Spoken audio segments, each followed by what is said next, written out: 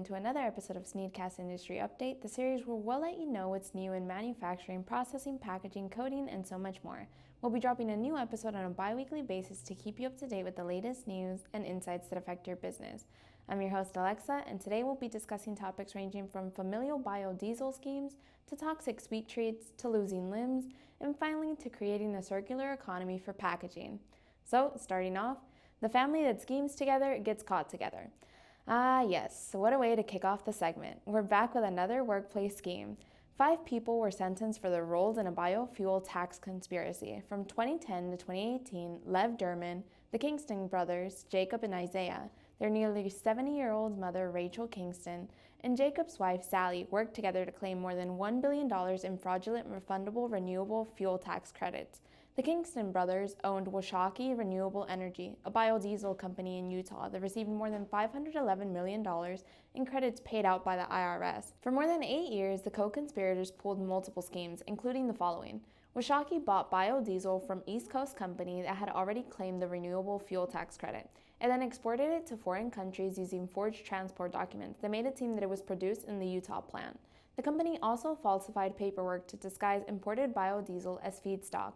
They then filed fake tax documents to make fraudulent claims about in-house biodiesel production for IRS biofuel tax credits. Another scheme that the group orchestrated was when millions of gallons of biodiesel were purchased and then rotated through the U.S. shipping system to create the appearance that qualifying fuel was being produced and sold by OSHA. What made the family believe that they could get away with it all? Well, Derman had told the Kingstons that he could protect them with his corrupt umbrella of law enforcement, keeping them immune from criminal prosecution, which of course was a lie. You would think that the Kingstons and Derman would try to keep the whole operation under wraps, but you'd be wrong. In fact, the perpetrators spent the money on an 150-foot yacht named the Queen Anne. They then bought land in Belize for a casino, multiple mansions, a 2010 Bugatti Veyron, a chrome Lamborghini, and the cherry on top, a gold Ferrari. Like the saying goes, if you can't do the time, then don't do the crime. Derman was sentenced to 40 years in prison in order to pay more than $442 million in restitution. He's also facing a money judgment of more than $181 million. Jacob Kingston, CEO of OSHA, received 18 years in order to pay $511 million in restitution, and he has to pay a $338 million money judgment against him. The former CFO, Isaiah Kingston, is facing 12 years and has to pay $511 million in restitution to the IRS. Sally was sentenced to 6 years, and finally, Rachel, the matriarch of the family, was sentenced to 7 years in prison. Well, it seems that justice has been served, at least for now. Easter is right around the corner when you begin to see those brightly colored Peeps lining store shelves. This past Easter, Americans would have devoured 1 billion Peeps. Have you ever wondered what gives these treats their iconic color?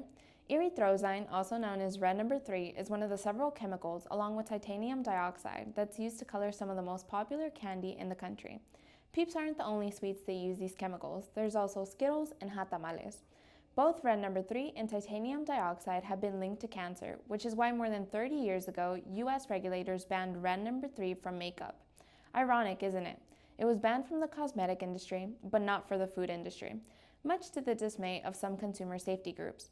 Now a California state lawmaker wants to ban erythrosine and titanium dioxide, plus 3 additional chemicals that are used in everyday items like tortillas and sodas. With the hearing drawing nearer and nearer, some headlines around the world have declared that California wants to ban Skittles and other candies. However, Jesse Gabriel, a Democrat who authored the bill, said, "Plenty of alternative ingredients are available," noting that the chemicals are already banned in Europe and the companies still find a way to sell candy there. They still produce Skittles in other parts of the world. What they do is take out these toxic ingredients and they replace them with something else. The goal is not to ban these candies, it's to find viable substitutions for these alleged toxic ingredients. The National Confectioners Association said that finding a substitution is not as easy because tastes vary across cultures, and just because the reformulated candy is accepted in Europe doesn't mean that it will be accepted here. Christopher Gindelsberger, a spokesperson for the National Confectioners Association, said, "There's a lot more at play here than a simple soundbite solution. We need a comprehensive look at this to make sure that there aren't unintended consequences for chocolate and candy companies." With red number 3 being around since 1907, what is it that prompted the need for change? Well, researchers found that rats that were exposed to lots of red number 3 over long periods of time developed thyroid cancer, which is why in 1990 the US FDA banned red number 3 from cosmetics. Titanium dioxide has also been listed as a possible carcinogen in humans by the International Agency for Research on Cancer. However, The Titanium Dioxide Manufacturers Association states firm that there is no evidence of it causing cancer in humans. The candy industry also insists that the chemicals California is considering banning have been thoroughly reviewed by the federal and state systems and many international scientific bodies, and they continue to be deemed safe. Scott Faber, the Senior Vice President for Governmental Affairs for the nonprofit Environmental Working Group, said, "The only reason the chemical is still deemed safe by federal regulators is because of a loophole that chemical companies exploit.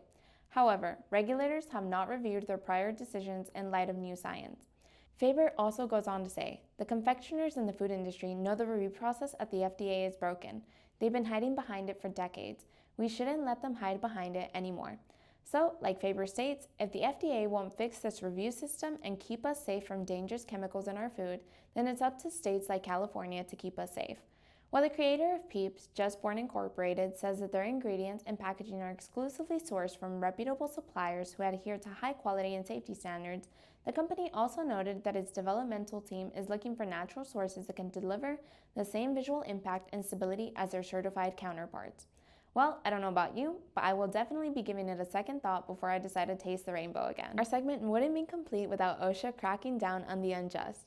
This time, we're taken all the way over to an Ohio food processing plant, Zwijnenburg Food Group USA. It's a privately held food company that has 12 production facilities in the Netherlands, the UK, and the US. While working an overnight sanitation shift, a 29-year-old temporary worker suffered critical injuries after falling into an industrial blender. While he was cleaning, he became caught in the rotating paddle augers, which ultimately ended up costing him his leg.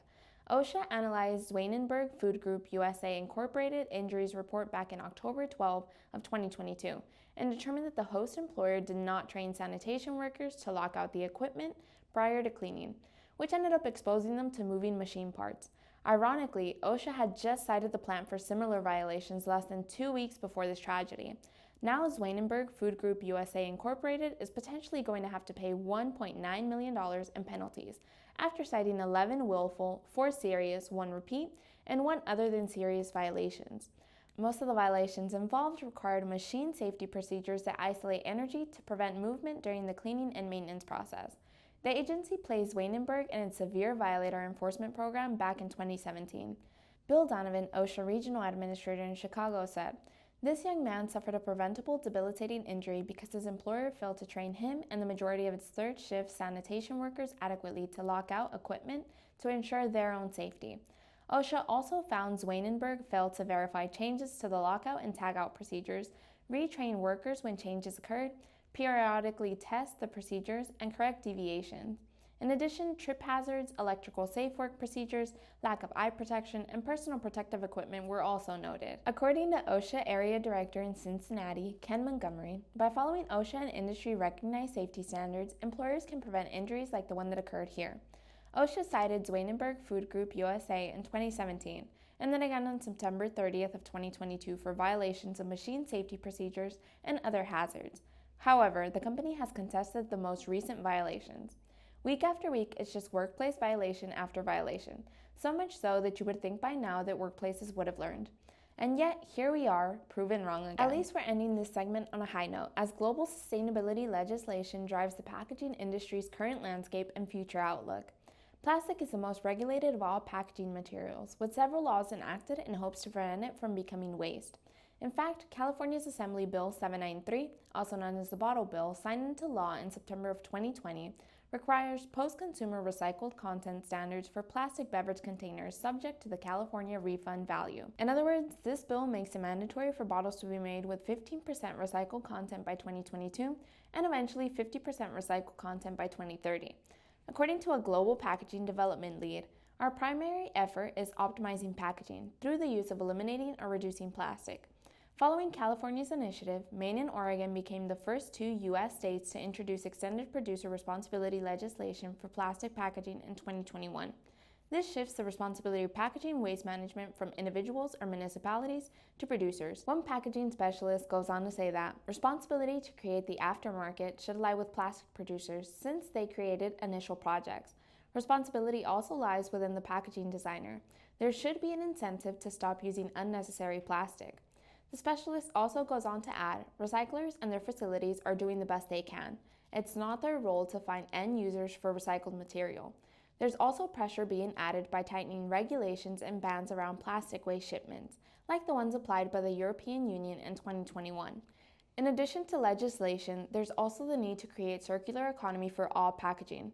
From optimal eco-design to reusable packaging, implementation of circular economy initiatives has been affirmed in law. Incorporate 2025 and 2030 pledges and an initiative such as the EU Circular Economy Action Plan.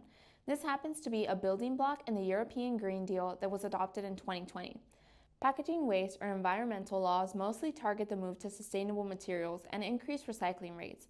In fact, more countries are using ERP and deposit return systems to advance the circular economy. The goal for 2050 is to meet net zero carbon emissions and is all being done through national laws and environmental goals of brand packaging users and packaging producers and converters. The focus is on renewable and recycled substrates and the conversion from fossil fuels toward renewable powered operations. Needless to say that we're getting closer and closer to creating a circular economy for all packaging. It seems like just yesterday we were kicking off the We're Coding Everywhere tour, and now we're approaching the halfway mark. We're only a couple of weeks away from making our way over to Nashville, Tennessee for Brew Expo America. This time you'll be able to find the Booth Boys in booth 2460 from May 7th to the 10th. So make sure to mark your calendars and register for the event. We wouldn't want you missing out on America's largest craft brewing industry gathering, let alone the opportunity to keep coding simple.